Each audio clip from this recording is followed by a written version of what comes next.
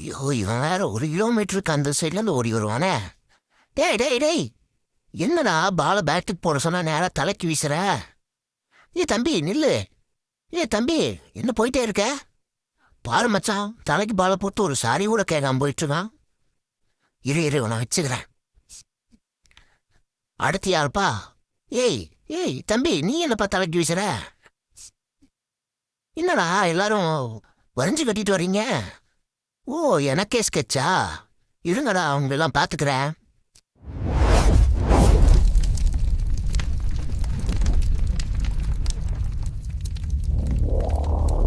சோய பக்தரை first time நம்ம தலை ஃபேஸ் பண்ணுறாரு. போடு, ஏடா தலைக்கு வீசிட்டான். தலைக்கு வீசினா இல்லாமல் ஒரு ஸ்லெட்ஜிங் வேற. இதில் வேற பக்கத்தில் இருக்கிற ஃபீல்டர்ஸும் வர வந்து ஸ்லெட்ச் பண்ணுறாங்க. இருக்கட்டும் பார்த்துக்கலாம் விடுங்க. அடுத்த பால் அப்படி 1 கிலோமீட்டர் தூரத்துலேருந்து ஓடி வரான். நேராக மறுபடியும் பவுன்ஸு அப்படியே தட்டி விட்டார். ஸ்லிப்புக்கு மேலே போயிடுச்சு. ஒன்றும் பண்ண முடியல. இங்கிருந்து தோனியோட ஆட்டம் ஆரம்பம். மறுபடியும் 1 கிலோமீட்டர் தூரத்துலேருந்து ஓடி வராரு. நேராக கழுத்துக்கு பார்த்தான். இந்த தடவை இப்படியே கட்ட வச்சிட்டாரு. அப்படியே சிரிச்சிட்டே போயிட்டான். என்ன பண்ணுறது, ஒன்றும் பண்ண முடியாது. அடுத்து நேரம் மறுபடியும் வந்து ஒரு பவுன்சர் போகிறான். என்ன நடக்குதுன்னு பாருங்க. விட்டான் ஒரு லெக் சைடில் ஒரு 6. சரியான சாத்து. இது வரைக்கும் அத்தனை இந்த மாதிரி அடித்து யாரும் பார்த்ததே இல்லை. 149 கிலோமீட்டரில் சும்மா அசால்ட்டாக ஒரு புல் அடித்தான் பாருங்க தோனி. தலை தாங்க. என்ன ஷாட்டு. ரிப்ளை பார்க்கும்போது அப்படியே கண்ணை கொத்திக்கலாம் போல இருக்குது. அப்படி இருக்கும் பாருங்க. என்ன வெயிட் ட்ரான்ஸ்ஃபர். சரியான ஷாட். தலைக்கா போடுவ? தலைக்கு போட்டினா இப்படி தாங்க நடக்கும். அடுத்து சச்சினுக்கு அதே மாதிரி பால் போட்டான். இன்னும் கொஞ்சம் லெக் சைடு போட்டார். நேராக வந்து பேட்டில் டிப்பாகி கீப்பர் கேட்ச். சச்சின் அவுட்டு. எல்லாம் செலிப்ரேஷன் பயங்கரமாக பண்ணுறானுங்க. அடுத்து இர்ஃபான் பதான். மறுபடியும் தோனிக்கு ஒரு பால்.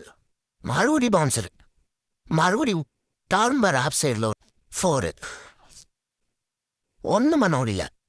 எப்படி போட்டாலும் தலைகிட்டு இருந்து இன்னைக்கு விருந்து தான் சுவாபத்து இருக்கு. மறுபடியும் 1 கிலோமீட்டரில் ஓடியோனா மறுபடியும் ஒரு பவுன்சரு. இந்த வாட்டி மிஸ் ஆயிடுச்சு. நேராக ஃபீல்டு கையில் போயிடுச்சு. ஜஸ்ட்டு மிஸ்ன்னு இவன் நினைக்கிறான். ஆனால் நம்மால் நினைக்கிறது ஜஸ்ட்டு 6 மிஸ் ஆயிடுச்சே. மறுபடியும் முகமது ஆசிஃப் வர. ஏன் 150 அடிக்கிறேன், இணையா வந்து 131 பால் போட்டிருக்க. அடுத்து நம்ம டேனிஸ் கனேரியா வர. ஃபஸ்ட்டு பால் இறங்கி வந்து சும்மா ஒரு ஸ்டோக் வச்சான்.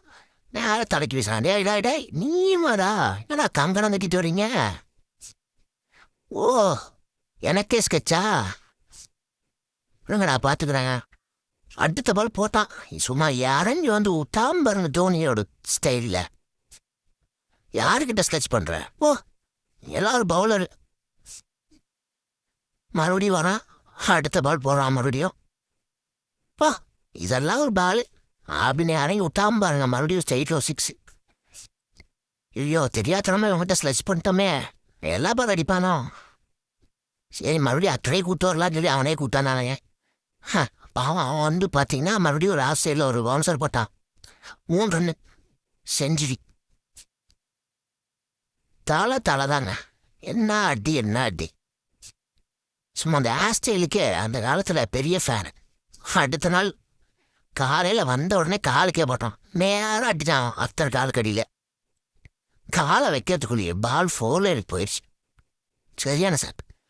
அடுத்த ஒன்றா மறுபடியும் ஒரு பவுன்சரு. மறுபடியும் ஸ்லிப்புக்கு மேலே ஒரு டாப் எட்ஜ். மறுபடியும் ஒரு பவுன்சரு. மறுபடியும் ஒரு புல். சரியான சாட். பாகிஸ்தான் பவுலர்ஸை போலான்னு போலான்ட்டான் தோனி.